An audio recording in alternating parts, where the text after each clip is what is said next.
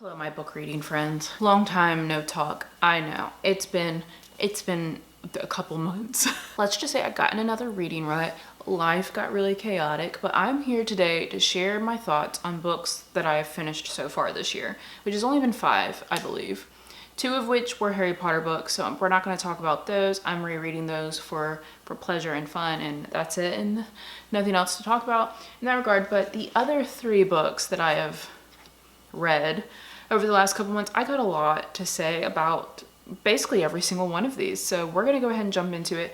If you're curious about these books, I give a little bit more of a brief synopsis in my TBR that I put up, which I will be filming another one of those immediately after this to kind of get us back on track, but we'll get into it. So the first book that I managed to finish was Home Before Dark by Riley Sager.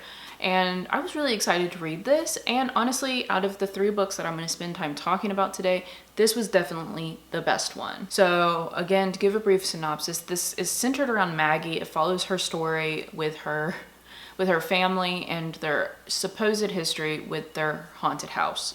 Maggie's father became a best-selling author and really well-renowned for writing a paranormal novel about their lives and about their house that they used to live in that was apparently full of ghosts. Maggie spent most of her life only being connected to this book and didn't really like it, and I guess a lot of us probably want it. She also didn't believe anything that was written in the book that her father wrote, and therefore her father and her didn't have a great relationship. She also didn't have a great relationship with her mother because her mother defended a lot of it, and Maggie just always felt like they weren't telling her the truth. Once Maggie's father passed away, she ended up getting the house, and that's kind of where the story unfolds from there. I don't want to do too much because I don't want to give too many spoilers outside of that, but overall I enjoyed this book. It didn't go exactly how I thought it would go, but out of the other 2 books that I'm going to talk about, this was the most enjoyable. It had the most substance as far as characters and where the plot kind of went. This is one of those books though that now that I know the twist, I don't know if I would read again and get the same amount of pleasure out of. That's the only thing with mystery novels or thriller novels. I would call this more of a mystery semi-thriller. That's the only thing with books like this, is that I don't really find that I reread these very often. I would have to wait years and years, but even then, the main jaw drop shock factor of the plot line is it's going to be something I always remember. So I don't think it will have quite the same effect on a second read. So if you're not someone who typically rereads books, one, I wouldn't purchase this. I would just get it from your library or borrow it from a friend, because I don't feel like this is something that you need to own, because it's just not really a rereadable book in my opinion, but it is enjoyable for a read. It was really quick. This was probably my quickest read out of all of my books so far that I've read this year. It went really fast. It was just enjoyable. And if you're looking to read like I am and find more enjoyment out of it versus dissecting everything, then this would be my biggest recommendation out of everything that I've read so far. Because yeah, I enjoyed it. I like Riley Sager's work, and the way they write is really palatable and easy. So highest recommendation out of everything so far, especially if you haven't read it yet. I would save it for closer to spooky season, because it is a good little spooky read. It's not the scariest thing, and when you get the plot, the twist in the plot, you're like, oh, okay. It makes everything kind of die down a little bit, so it's not as, spooky. So if you're not into being spooked, this is very mild on the spook meter. I'd give it 2 out of 5 ghosts. But for stars, I'd probably give this one, I can't remember what I put on my Goodreads. If you don't follow me on Goodreads, I'll have the link down below, so you can follow me there. Reflecting back on it, I'd probably give it a 3.5, maybe 4 stars for first read. Reread, not really possible, but yeah, it's a decent read. Moving into the second book that I ended up finishing, this is A Good Girl's Guide to Murder by Holly Jackson. This book almost didn't get finished by me because I do not think I am the target audience at all, in the slightest. I am too old for this book, is what it felt like. I know I don't ever say that I don't think age should ever be a factor in anything. I am literally rereading a children's book series, I don't think it should really matter, but this just felt targeted towards an entire, very catered niche group of teenagers, and I was never that teenager even as a teen. And just so many things were happening in this book that I was like, what? I can't suspend my disbelief anymore to make this plausible. But anyways, this is about a goody two-shoe, know-it-all, good at everything academic student who wants to solve a murder because that's what 16 and 17-year-olds do in school. They're basically a senior in high school. I think originally this is a English, not like a British novel. So their school system works a little bit different. This one was adapted to make more sense to an American audience, but they still left in British slang words. So that was also a little confusing. I would have understood this fine if it was still in England. I don't know why they had to change it, but apparently it was adapted for an American audience, which I don't know what that says about us. She's basically a senior in high school, wants to do a whole big research thing for, I can't remember what class it was anymore, and decides that she wants hers to be on a murder. And really her ultimate goal is to solve murder because she doesn't believe who was convicted for it is actually the one that did it. Or not convicted, she doesn't think the one blamed for the murder was the one that actually did it. So without giving too much away with the plot line, in case you do want to read this, I know this will appeal to some people. I just don't think it was for me personally. I have a harder time with books like this. I got about 100 pages into it and I almost didn't finish it, but then I persevered. I pushed through, and it became much more enjoyable when I just decided to just not care and throw all logic out the window. It became enjoyable, but still had very many faults that were pretty glaring. So the first page, I want to say it is the first page. It is. The first page that you read is a proposal of her paper and also to sign an ethics thing saying that she wouldn't interview family, like the victims' families or the one accused, their families. She signs it, and literally the next page over, she goes and just immediately interviews a family member. Immediately. Now, I would understand if this happened later, but immediately, like, why even show me that she signed an ethics thing other than for me to be like, well, she has no ethics? Like, for me, it was incredibly damaging for a character for me to just be, okay, she signed the ethics thing and then immediately broke it. I didn't read that as like, oh, she's tenacious, she doesn't care about rules, you know? Like, I just saw it as like, oh, you're kind of a horrible person and rules don't apply to you. So that's kind of where my mind went with her character. I don't think that was the intended purpose of it. I think it was really to show that like, she's gonna do whatever it takes to solve this crime. That's not how I read it. It's just not how I looked at it. I, again, would have been more forgiving if it happened later, like if she was hitting roadblocks and like actually had something to overcome, but like to start out the gate that way, like you didn't even try. So that bothered me basically immediately into this book. And also I just have a hard time with teenage detective novels because like, why are people talking to her and not the police? Like, what is it about this young, annoying, she is annoying, I'm not gonna lie, the main character is annoying to me. She's just very kind of pushy, doesn't really have a ethical bone in her body. But like, why are people talking to her? I actually enjoyed it more when people would give her pushback because that made sense to me. But like a lot of the other stuff doesn't make sense. It's an enjoyable read if you just decide to suspend all sort of reality and just, I almost started looking at this like some teenage dream novel. As in like a teenager wrote down a dream they had and that's what this was. That made it more enjoyable for me. Otherwise it was really difficult for me to get through because of all of the little like things that didn't quite make sense in the real world, in my opinion. The main character was slightly annoying to me and I just, why do they always have to make teenagers so freaking pushy? Or know-it-alls? Like, I'd give this one I think I would give this one a 2 out of 5 stars. For me personally, I know a lot of people enjoyed this. The reason I picked this up is because it's so highly reviewed and so many people like it. I'm pretty sure this is an entire series and there's a ton of books following her solving things.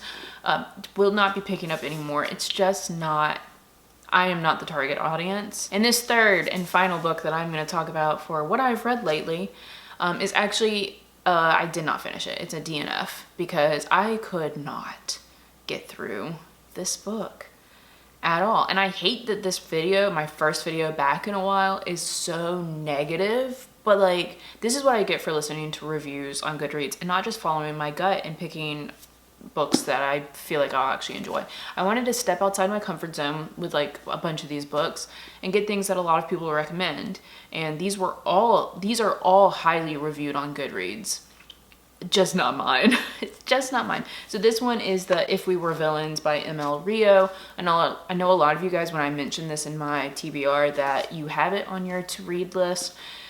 I'm here to explain why I didn't finish it. That way you guys can be better informed, because I think this will apply for certain people. I, again, am just not the target audience. This isn't something I enjoy at all, apparently. But I know this is a whole sub-genre of books and movies and stuff that a lot of people do enjoy. So If We Were Villains by ML Rio is a dark academia set novel. I will let you know I have never read anything that's dark academia. Is that what it's called? I'm pretty sure I'm correct on that's the subgenre. I have an English BA, and I actually had to take an entire class on Shakespeare. So I'm not unfamiliar with Shakespeare.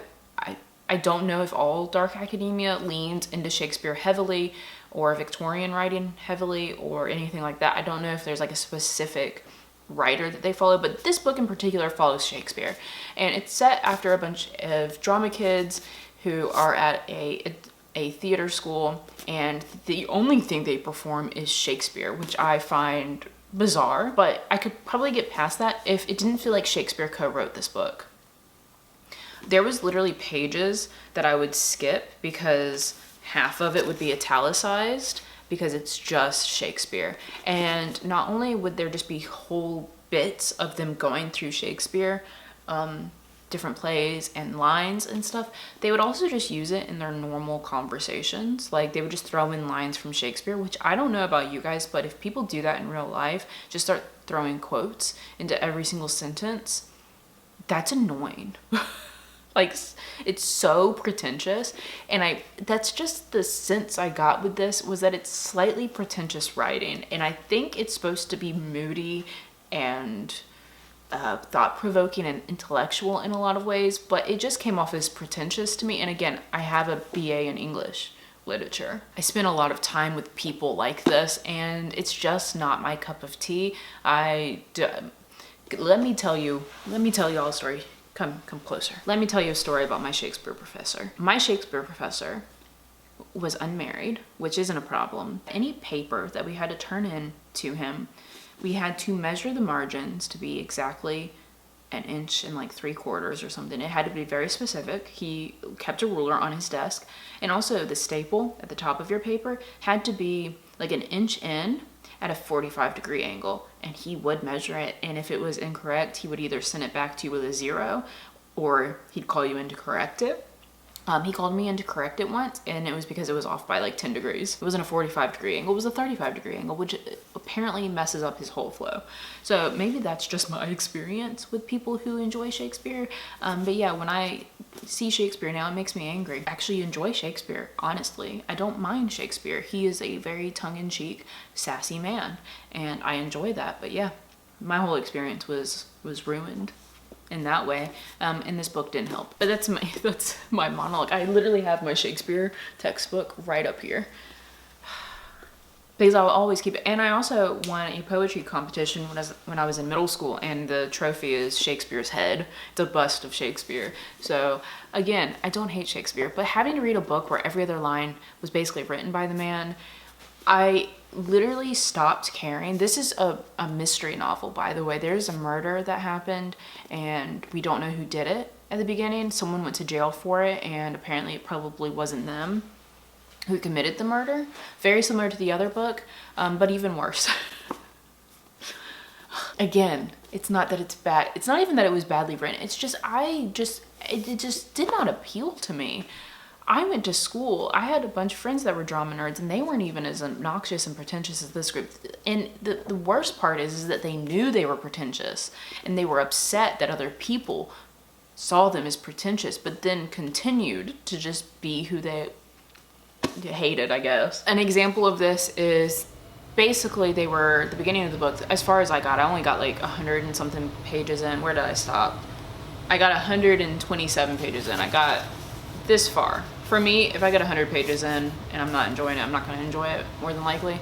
But basically at the beginning of the novel, it's them going back in time when they're in school at this theater school, and they're talking about how they're all typecasted. They all get the same parts. It doesn't matter if they all audition, but it almost feels like they shouldn't even bother because they're all typecasted into like, you're the villain, you're the hero, you're the, you know, damsel in distress, that kind of stuff. And they're all really upset about being typecasted by their professors, yet at the same time they all typecast each other the entire time.